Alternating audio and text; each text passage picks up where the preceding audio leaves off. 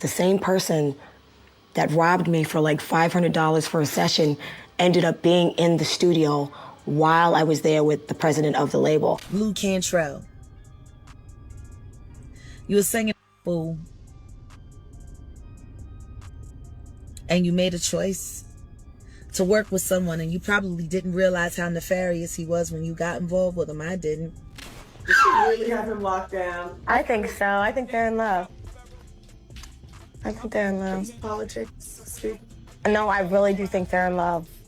I have a big crush on him now. It looks like we finally know what happened to Blu Cantrell, the R&B sensation from the early 2000s, and allegedly it had something to do with the love triangle between her, Beyoncé, and Jay-Z. Rumors have been swirling for some time that Beyoncé orchestrated a plan to eliminate her competition, and Blu Cantrell might have been just one casualty in the saga. Plus, we know that Blu didn't just hold her own in the R&B scene. She also got pretty chummy with Jay-Z, especially when he was just starting to date Beyoncé. But here's where it gets really creepy. One day, Blu was found wandering the streets of Santa Monica, claiming that someone poisoned her. So the million-dollar question is, did someone actually try to eliminate Blu, or did she suffer some kind of breakdown after being mistreated by the industry higher-ups? And did Beyoncé and Jay-Z have a hand in all this? Let's break it down. There's a lot of tension because you're around each other so much, and you're fighting and you're nitpicking, and definitely can relate to that. So you know how there's this ongoing chatter about Jay-Z and Beyoncé possibly pulling some strings to clear their path to the top? The list of artists who allegedly fell victim to their alleged career sabotaging tactics is pretty extensive. But one name that tends to fly under the radar in these conspiracy talks is Blu Cantrell, Jay-Z's rumored ex. Back in the late 90s, Blu kicked off her career as a background vocalist for big shots like Diddy, and it wasn't long before L.A. Reid recognized her talent and offered her a contract. Fast forward to July 2001, and Blu drops her debut album, So Blue. The record not only won over the critics, but also made a splash in the commercial scene. Her album's leading track, Hit 'Em Up Style, Oops, not only snagged her 2 Grammy nominations, but also catapulted her into the spotlight. Things were looking up, and the upward trajectory continued into 2003 when she dropped her second album, Bittersweet.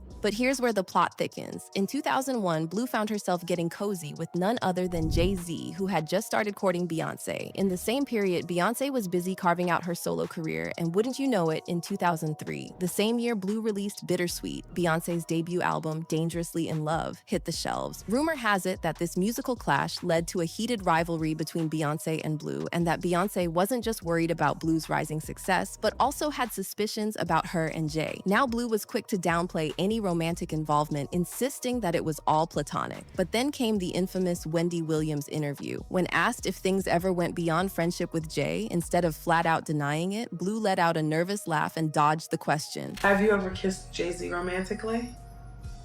No. No, I can't answer that. I can't answer that. Oh, he's touching him off the neck! What? You see? Why do people not want to let the Jay-Z Blu Cantrell thing go? Wendy then floated the idea that Jay-Z might have shifted his attention to Beyoncé over Blu because Blu just didn't fit the young and naive bill that Jay supposedly preferred, and Beyoncé was probably more easily influenced and manipulated. I said on the radio that I didn't think it would last, though. What, me and him? Yeah. Why? Because you're about 25. Why, he needs somebody younger than that? At the end of the day, yeah. Why did he say that? Because I think at the end of the day, a younger, less savvy to the ways of the world broad. Somebody a little bit more naive. You said it, not me.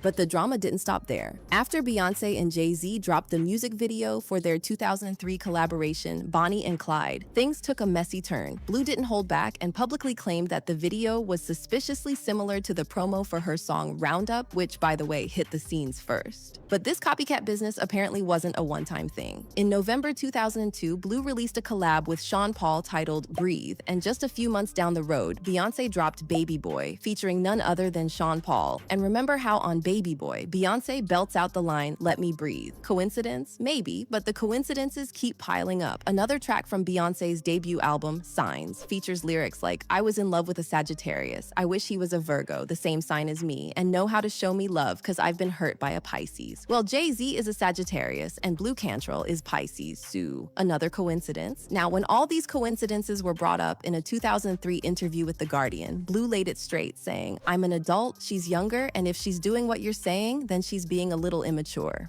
But Blu didn't stop there. She also threw a warning Beyoncé's way, saying, maybe she's trying to do it to get press, but I want to make her understand. If she goes there with me, it's the wrong move. She needs to understand what she's doing and what she's getting into. And when asked if she thinks Beyoncé was throwing some subliminal shots at her, Blu said, if she is being negative, she doesn't need to be, because she's a beautiful girl. But if you have issues with your man, address it with the guy, don't take it out on the girl. It seems like Blu was hinting that Beyoncé might have felt a bit threatened because Jay-Z still had some lingering feelings for her. Now, if that's the case, it could be the missing puzzle piece explaining why J and B named their first child Blu. Or, of course, it could be yet another coincidence. But if the idea of naming your firstborn after an ex is creepy, wait till you hear what happened to Blu after she openly threatened Beyoncé. Fast forward to September 2014, and Blu was found by the police wandering the streets of Santa Monica at 2 a.m., screaming about someone poisoning her with gas. According to TMZ, the episode went on long enough that someone called police, and Blu was then taken to a nearby hospital for an evaluation. In the meantime, Blu also got dropped from her label, and since then, it's been a rough ride for her. Rejection after rejection from record labels. Back in 2013, she was optimistic, claiming to work independently on her third studio album. But fast forward to today, and that album is still MIA. So did Beyoncé and Jay-Z really pull some strings behind the scenes, orchestrating Blu's sudden exit from the spotlight? Well, it's a question that quite a few industry figures are tossing around, including Jay's former background singer, Jaguar Wright. Jaguar pointed out that many artists who were seen as competition for Jay-Z and Beyoncé met suspicious circumstances or witnessed their careers hitting rock bottom overnight. Jaguar recalled the incident with former Def Jam artist Eric Sermon, who allegedly jumped from a third-story window in September 2001. Coincidentally, the same month Jay-Z dropped The Blueprint. Now, the official story from the police is that Sermon tried to take matters into his own hands. However, Sermon himself later denied this, and Jaguar suggested that he might have had some help.